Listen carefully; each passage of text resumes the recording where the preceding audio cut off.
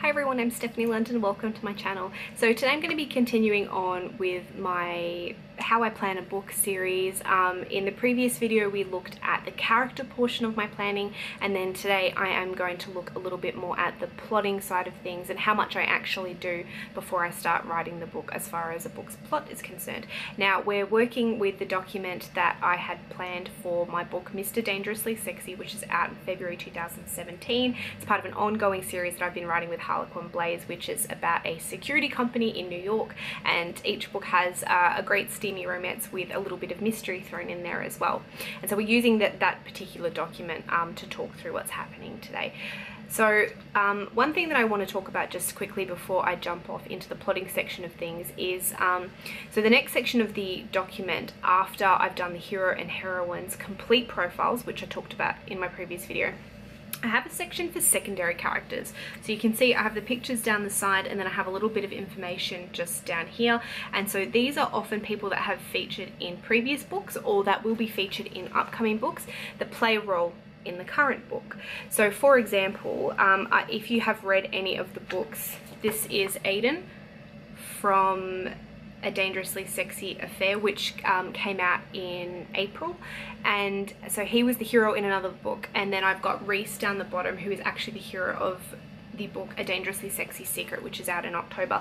So because the series surrounds a group of people who work together, they often will pop up in each other's books. So you will see characters from previous books and characters from upcoming books. And so as far as planning goes, it's really important to keep across the details about those characters, because the last thing you want is a character having blue eyes in one book and then all of a sudden he's got brown eyes in another book, and it does happen. Thing that can be difficult to keep track of, especially if you're, we as authors, we don't write these books always back to back. I often will have other projects for my other publisher or for self-publishing activities in between writing these books. And so sometimes, you know, the book that you might have written to start the series could have been written a year or 2 years ago by the time you're getting to book 4 or 5 or whatever it might be.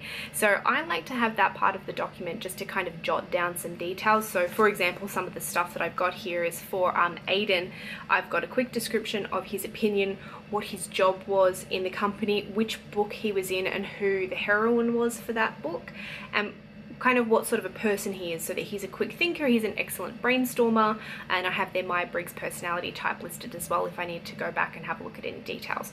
Now obviously, because I have one of these documents for each book, I can always go back to the document that was for the book that of the character that I'm referencing, if that makes sense, and look at that document. But that can get really difficult. One of the reasons I actually decided to switch to using Scrivener was so that for bigger series like this, I can have a Scrivener document which has every character's profile in it, so it's all in the one place and it makes it very easy to look things up. I obviously hadn't started doing that at the point I was doing this particular series, so I'm kind of just continuing on with this one as currently. But for my Kite Harbour series, which is the series I'm going to be self-publishing, I now have a Scrivener document which has everyone's profile, it has information about the town and all those kind of things, so it does make it very easy. Okay, so after the secondary character section, that's where we get into the plotting. So for series that surround a place or a company or a group of friends, I have a world building page. So this is the one for the Cobalt and Dane security company. So what I actually have here is an organizational chart of the company and who is in what position and who they report to. There's a little bit of my corporate background coming out. I used to work in HR, so you know, I did this stuff for my job. But it's important because when you're looking back, say if you're writing about people that work for a company and someone was like an in-house lawyer in the first book, and then you're a couple of books down the track and you're like, oh god, what was their job again? And then you have them accidentally, you know, reporting to a different person, or that's the kind of information that does come out in these books, and you want that to be consistent. So I will often have a page there with some information about the series itself and whatever the linking attribute is, whether that's a job or a place. I also have some history notes. So this is history about the company, so who started the company, when it was started, who has worked there, when they were hired, who hired them. And again, not all of that information will come out in the book, but for me, I feel like it's important to know that so that I don't make any of those continuity errors across multiple books. So then we get on to the really like proper planning stuff. So for this book, I had sold it on proposal to Harlequin, which means that they had just looked at a blurb from me, and so I have the blurb that I sent them here, along with the feedback that my editor gave me about that story, and so that's kind of my starting point. If I was doing something for self-publishing, or I was starting completely fresh and I had nothing to go on, I would still probably write a quick little blurb, or just jot down, have kind of like a brain dump page where anything that I had thought about this potential book or series can go onto that planning page, and I just get it all out, and I can use that as a starting point to really plot out the book. So there's some information here. Now, Mr. Dangerously Sexy has a little bit of a online stalker slash hacking element to it, which was really fun to write. I actually used to work in an information security environment for a bank, so I worked with people who were the kind of people in the company to stop hackers getting to corporate information. So I had a little bit of that information, and then I did some more research to help with the plot of this book. So I actually have a bunch of notes, which was kind of the research component of that book, on my planning page. Now, the next thing that I do is I fill in a bit of a grid. So I use a 3-act plotting structure for my books, which is traditionally more of a screenplay type plotting structure, but they teach that at a lot of writers' conferences. There are a lot of books out there that cover the 3-act plotting structure, and again, it's only one way to plot a book. I find that it kind of works for me, and I like it, but again, you don't have to do it this way. So I have my grid, and I have my acts down the side. So there's Act 1, Act 2, Part 1, Act 2, Part 2, and Act 3. Sorry, my camera just had a moment then, so let's hope I've got the angle and everything okay.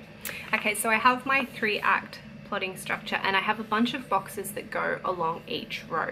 So I try to use these to mark the different scenes that might occur in a book, and then the one on the end is always the turning point. So again, in this video, I'm not going to really be able to go too in depth into this topic because it is a really big topic. People do whole workshops specifically on this type of plotting, and I really don't feel that I could do it justice in one little video. But basically, I have all of the different scenes that come to my head. I don't necessarily fill it in chronological order. I might have an idea of what happens at the end of the book and what happens at the start, but the middle might be a little bit muddy, but I kind of fill it in as best I can. And I also really try to get the turning points down. So the turning points are the points within the book at which the direction of the book changes. So for a romance book, it often signifies a shift in the relationship of the people. So it might be the first time that they have sex, it might be the first time that they admit that there's feelings, depending on what kind of tropes you're using. If it's a fake relationship story, it might be the point at which they agree to enter a fake relationship for whatever reason that might be. So those types of things I really make a note of, because I think they're the most important points in the story to really make sure that you're getting a nice flow and that things are actually happening. So I fill that in. I also leave any links to further information for my research in there as well. So I had a cottage that was kind of in an area in I think it was in the Finger Lakes in New York, where I had a scene set, so I had a link to some information about that in case I needed to look further things up.